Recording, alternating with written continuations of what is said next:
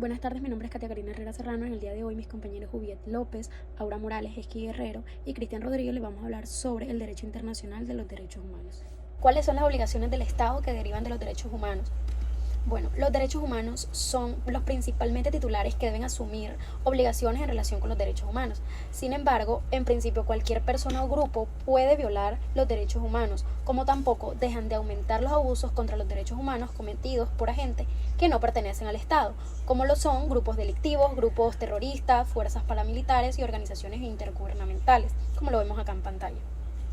Bueno, los tratados internacionales de derechos humanos imponen obligaciones a los estados como lo son el deber de respetar, de proteger y de cumplir.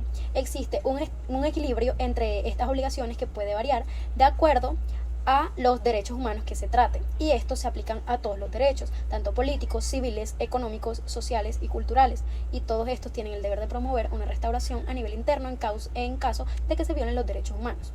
La obligación de respetar.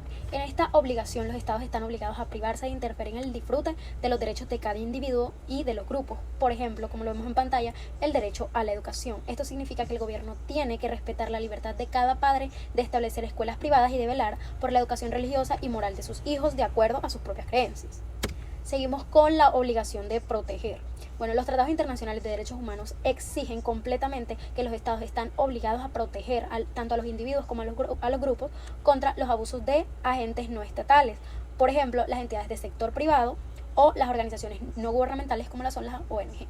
Bueno, un estado tiene que promover leyes que protejan los derechos humanos. Los tratados internacionales de los derechos humanos exigen que el Estado debe adoptar medidas para proteger a los grupos y a los individuos de amenazas. Los estados deben garantizar a los individuos acceder a recursos jurídicos en caso que se sospeche que existe una violación de los derechos humanos. Y si seguimos con el ejemplo a la educación de los niños debe ser protegida por el Estado frente al adoctrinamiento por terceras partes. Aquí se incluyen los padres de familia, sus familiares, maestros, escuelas, entre otros.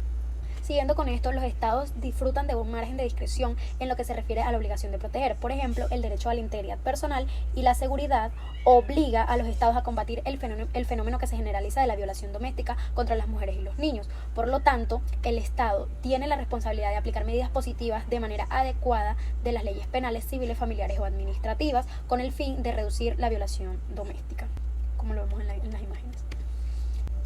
Continuamos con la obligación de cumplir. Los estados deben ampliar medidas positivas para garantizar que los derechos humanos puedan ser ejercidos. Esta obligación varía conforme al derecho que trata y a los recursos que disponga el Estado.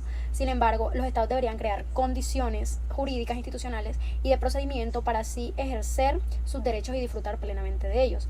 Seguimos con el ejemplo de la educación. Los estados deben proporcionar formas para que todos reciban enseñanza gratuita, tanto primaria como secundaria, enseñanza superior y formación profesional, aquí incluyendo la educación de adultos para así eliminar el analfabetismo.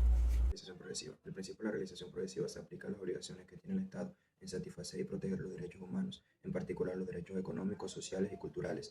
Los derechos de la salud, por ejemplo, no se garantiza de que todas las personas estén sanas, sin embargo se les obliga a los estados que conforman con su respectiva capacidad económica, tradicional y social, y también cultural, además de las normas internacionales mínimas, a establecer y mantener el sistema de salud pública. El derecho a un recurso efectivo.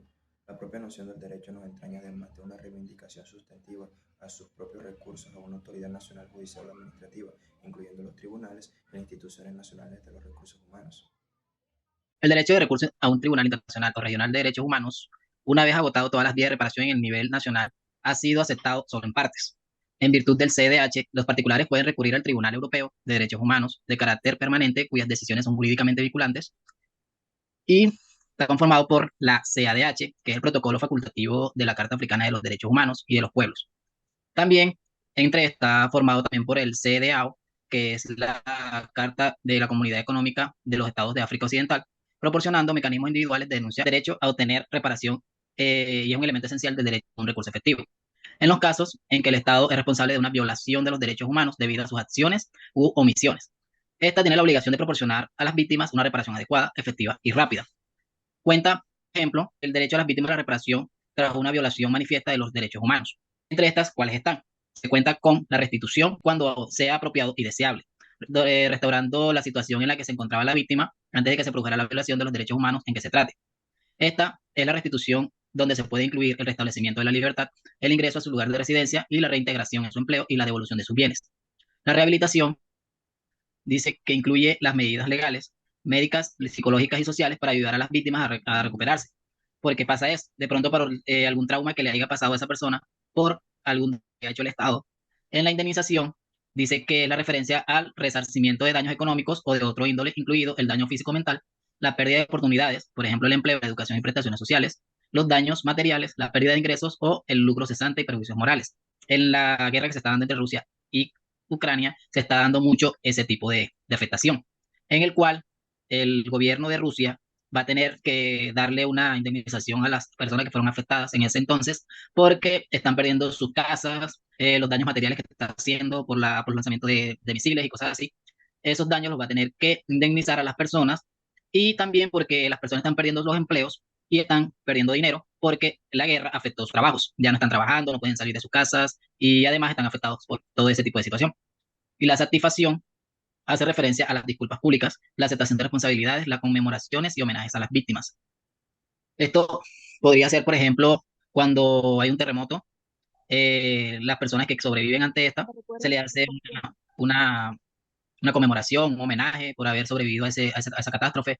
Y en las garantías de no repetición comprenden las medidas que contribuyen a la prevención de futuras violaciones de los derechos humanos. ¿Cómo así?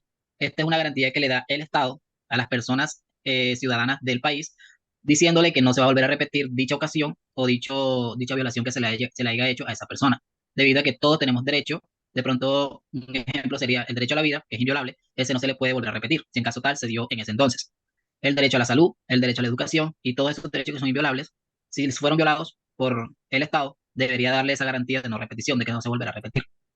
El tema del que les voy a hablar es acerca de la reparación de las violaciones de los derechos económicos, sociales y culturales, llamado como DES. Se reduce de esa manera la abreviatura.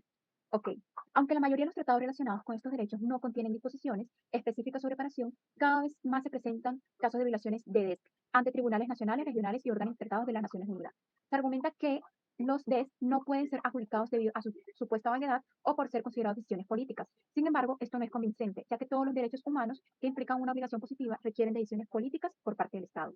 Al igual que las violaciones de los derechos civiles y políticos, muchas violaciones de derechos económicos, sociales y culturales pueden ser juzgadas por los tribunales. Por ejemplo, los tribunales pueden evaluar si el Estado han cumplido con sus obligaciones de garantizar el acceso a la atención médica primaria o han prohibido la discriminación en el proceso de salvaguardar los derechos económicos, sociales y culturales, denominado como DES. A nivel nacional, algunos tribunales han reconocido la competencia para pronunciarse sobre derechos a la salud, educación, agua y vivienda adecuada. A nivel regional, existen organismos como el Comité Europeo de Derechos Sociales y la Corte Interamericana de Derechos Humanos que tienen jurisdicción para atender denuncias y violaciones de DES. A nivel internacional, el Comité de DES permite presentar denuncias a través del protocolo facultativo del Pacto Internacional de Derechos Económicos, Sociales y Culturales. Aunque existen desafíos para garantizar el derecho a un recurso efectivo en caso de violaciones de DES, hay avances en el proceso de llevar estas violaciones ante la justicia.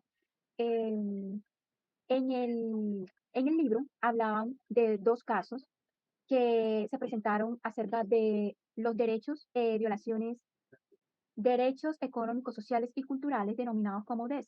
¿El caso de qué trataba? Pasó que 900 personas habían ocupado tierras vacías, mientras ellos lograban ocupar o sea, lograban comprar sus viviendas a un bajo costo, porque igual no tenían cómo pagar una vivienda de un alto costo. Entonces, ¿qué pasó? Que estas personas fueron desalojadas y destruyeron sus casas. Ellos hicieron una petición ante el Tribunal Supremo para denunciar lo que había pasado, porque ellos merecían una vivienda adecuada y su derecho había sido vulnerado. Entonces el Tribunal Constitucional apoyó la denuncia de los solicitantes, resolvió que el Estado tenía la obligación negativa de no impedir o dificultar el acceso a la vivienda y una obligación positiva de crear un entorno que facilitara el cumplimiento del derecho del ciudadano. Pues esto fue más o menos un ejemplo explicando la defensa, la reparación de las violaciones de los derechos económicos, sociales y culturales. Muchas gracias. Bueno, para concluir el tema, las obligaciones del Estado derivadas de los derechos humanos son de vital importancia para garantizar el respeto, la protección y la promoción de los derechos fundamentales de todas las personas dentro de su jurisdicción. Estas obligaciones se basan en el reconocimiento universal que todos los individuos poseen derechos inherentes que el Estado tiene la responsabilidad primordial de asegurar su ejercicio. En primer lugar, el Estado tiene la obligación de respetar los derechos humanos, lo cual implica abstenerse de interferir o violar los derechos individuales. Esto implica que el Estado debe evitar cualquier forma de discriminación, tortura o esclavitudes, detenciones arbitrarias o cualquier violación de derechos fundamentales. En segundo lugar, el Estado tiene la obligación de proteger los derechos humanos. Esto significa que el Estado debe adoptar medidas legislativas, administrativas, judiciales y de otro tipo para prevenir y responder efectivamente a las violaciones de los derechos humanos cometidas por terceros, incluyendo actores no estatales. Además, el Estado debe garantizar el acceso a la justicia y a recursos efectivos para las personas cuyos derechos han sido violados. En tercer lugar, también el Estado tiene la obligación de promover los derechos humanos. Esto implica tomar medidas positivas para crear las condiciones necesarias para todas las personas. También que puedan disfrutar plenamente pues, de sus derechos fundamentales. El Estado también debe garantizar la igualdad de oportunidades, la no discriminación, el acceso a servicios básicos como quien dice, la educación, la salud y fomentar la participación activa de la sociedad civil en las tomas de decisiones y en la defensa de los derechos humanos. Esto también quiere decir que además el Estado tiene la obligación de cumplir con los estándares internacionales de derechos humanos, que estos están consagrados en tratados y convenios internacionales. Esto implica que el Estado debe ratificar, respetar y aplicar normas en su legislación y su práctica. Y también puede colaborar con los mecanismos internacionales de supervisión y rendiciones de cuentas. Bueno, en resumen de todo esto, quiere decir que las obligaciones del Estado derivadas de los derechos humanos son amplias. Y esto, como quien dice, abarcan el respeto, la protección y la promoción de los derechos fundamentales de todas las personas. Estas obligaciones son indispensables. ¿Por qué? Porque para construir sociedades juntas, inclusivas y respetuosas de la dignidad humana. Pues esto también podemos decir que más que todo este capítulo pues nos dice que el Estado debe respetar pues nuestros derechos fundamentales, ya que ellos tienen que cumplir en respetar pues nuestros derechos fundamentales. Por ejemplo, pues el Estado no puede intervenir en las decisiones de los padres cuando van a elegir pues los colegios de sus hijos. No, el Estado no puede intervenir ahí. ¿Por qué? Porque eso es un derecho que tienen los padres, que el Estado pues no puede decirle que no, que tiene que estudiar en tal colegio o en tal colegio. No, ellos pues tienen que respetar la decisión de los padres. Y pues esto es una breve conclusión y pues muchas gracias.